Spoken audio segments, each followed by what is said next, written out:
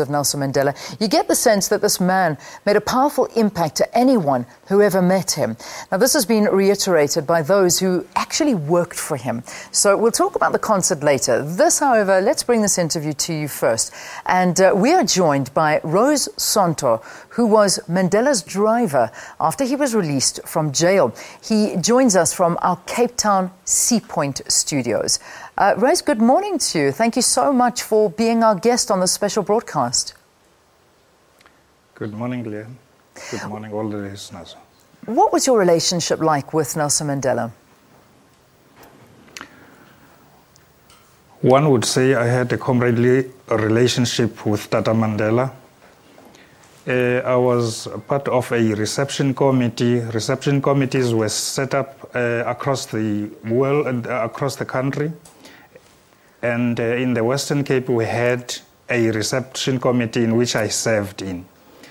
With Tata Madiba's release, we thought that we needed not to receive him, but to go and fetch him. As a committee, we prepared ourselves going to Victor Verster, where he was kept, and we met this struggle icon a day before he was released. We had discussion with him, and the day he was released, we went to that house again, and Tata Madiba was made to get into the car that I was driving.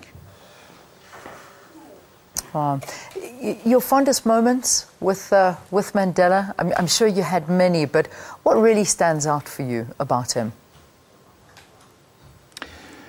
What really stands out for me in Tata Madiba is that Tata Madiba lived the Lord's Prayer to the letter. He forgave those who persecuted him. A lesson to us that we must never have permanent enemies. That's what stands out as a lesson to me. Amazing. I mean, driving him around, you know, you must have shared such intimate moments with him as well. I mean, such a popular man. I'm sure it comes with its fair challenges as well. It can't be such an easy job to drive a man like Mandela around.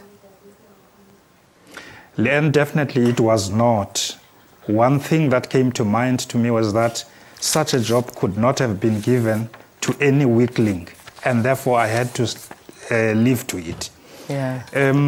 As he got into that car, tall as he was, I felt that I had this struggle icon on my shoulders, and I had to be very, very careful in driving. My skills were tested, to say. But it was a happy moment for me. Yeah. Oh, that's fantastic. I mean, in terms of moments, you know, you were saying it was quite difficult. What was difficult about it? Was it just because it was a time where you're driving this man around that is so popular, or is it the fact that, as we have heard, that Madiba he wanted to break away from all of the security around him, and he wanted to do what normal people did and be with the people. Did you find that with him as well? Yes, and first of all, Tata Madiba was this world-renowned man, and for me to be driving him, it was an enormous task. Also, I was also worried about his security, knowing that at that time there were right-wingers and all that. But as I've said, I had to live to the task. As we were driving along the farm road, you said Madiba would just break up. Yeah. Yes, he did that. He ordered us to stop because he wanted to embrace a child. And we had to stop. And he lifted that child up, and we were worried. But there's nothing that we could have done because we're just mere drivers. Isn't that amazing? So he made you stop the car so that he could just meet a child on the side of the road. Precisely, Leanne. That's Precisely. beautiful. That is beautiful. I mean, that's, you know, that's a Mandela moment. That's the Madiba magic that we talk about, that he just wanted to be with the people. I mean, I love those stories, and you must have a host more. How long did you work for him for, Rose? Oh, well, it wasn't for long, Leanne. It was that day and the following week, as he was staying over at Bishop Tutu's house. And I remember I'm the unidentified man in one of the newspaper pictures that is sitting down there, and we were at Bishop's Court, then at Bishop Tutu's house. So it wasn't for long.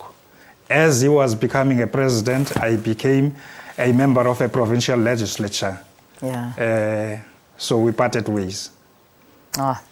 Rose, thank you for talking to us. Thank you for sharing your memories. And it may have been short, but those memories are a lifetime, because some people would have given anything to just be in his presence. Talking to us there from our Cape Town studios, Rose Sonto, a former driver of Nelson Mandela, and just reminiscing with us and telling us stories about Madiba making him pull over the car so that he could get out and hug a child on the side of the street. Amazing.